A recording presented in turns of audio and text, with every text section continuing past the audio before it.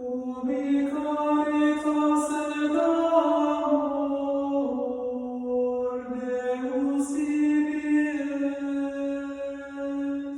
Chers amis, Saint Jean dans sa première lettre au chapitre 4e verset 16 nous dit « Or nous avons connu l'amour que Dieu a pour nous, et nous y avons cru. Dieu est amour. Celui qui demeure dans l'amour demeure en Dieu et Dieu demeure en lui. » Pourquoi Saint Jean utilise le verbe connaître pour parler de l'amour que Dieu a pour nous? Certes, avec les disciples, Saint Jean est le témoin oculaire de l'amour de Dieu qui s'est fait chair, puis qui nous a sauvés en donnant sa vie sur la croix. Mais l'amour est-il vraiment une affaire de connaissance, de savoir? Dans la bouche de Jésus, le terme connaissance revient à plusieurs reprises. Par exemple, lorsqu'il dit « La vie éternelle, c'est qu'ils te connaissent, toi le seul véritable Dieu et ton envoyé Jésus-Christ. » Ou encore « Je suis le bon pasteur, je connais mes brebis et mes brebis me connaissent. » Jésus utilise encore le terme connaître lorsqu'il parle des relations qui l'unissent à son Père dans la très sainte Trinité.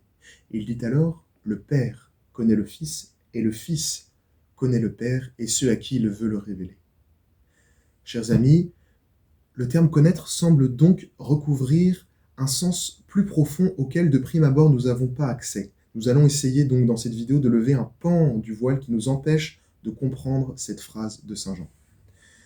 Pour un sémite, d'abord, la connaissance est utilisée pour parler des liens qui unissent une famille ou encore pour parler de la communion entre un couple. La connaissance est donc une communion intime, profonde, personnelle. Dans la Bible, la connaissance est utilisée pour parler de l'alliance entre Dieu et son peuple. En Jérémie, au chapitre 32e, nous trouvons cette prophétie d'une nouvelle alliance qui sera sujet à une connaissance plus profonde de Dieu. Dieu dit alors « Ils n'auront plus à s'instruire mutuellement, se disant l'un à l'autre, ayez la connaissance de Yahvé, mais ils me connaîtront tous, des plus petits jusqu'aux plus grands, parce que je vais pardonner leurs crimes et ne plus me souvenir de leurs péchés. » Deux choses importantes à retenir de cet extrait de la Bible en Jérémie. Premièrement, c'est que la connaissance de Dieu ne s'adresse pas uniquement aux plus intelligents, aux plus grands, mais aussi aux petits. La connaissance n'est donc pas une affaire uniquement spéculative, de force intellectuelle.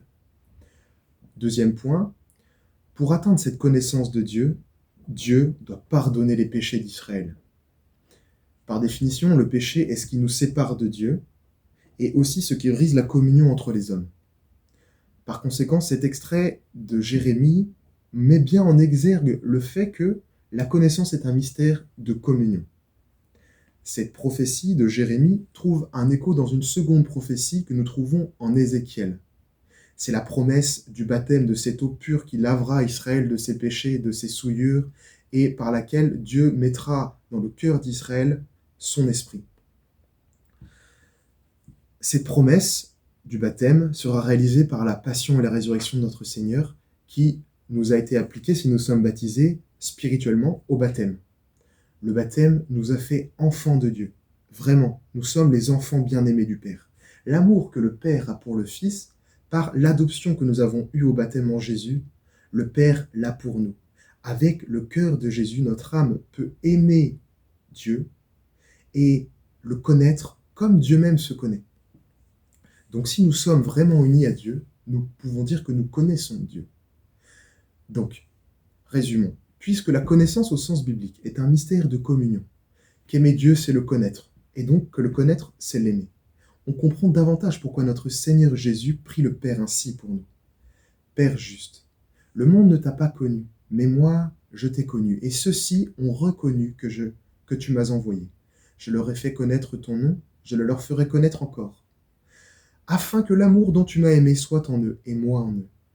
Chers amis, nous qui avons peut-être cette chance inouïe d'avoir été baptisés, d'avoir su la vie divine en nous, de pouvoir aimer Dieu avec le cœur même de Jésus. Accueillons avec foi cette parole de notre Seigneur qui nous invite à une connaissance plus profonde, plus intime du Père.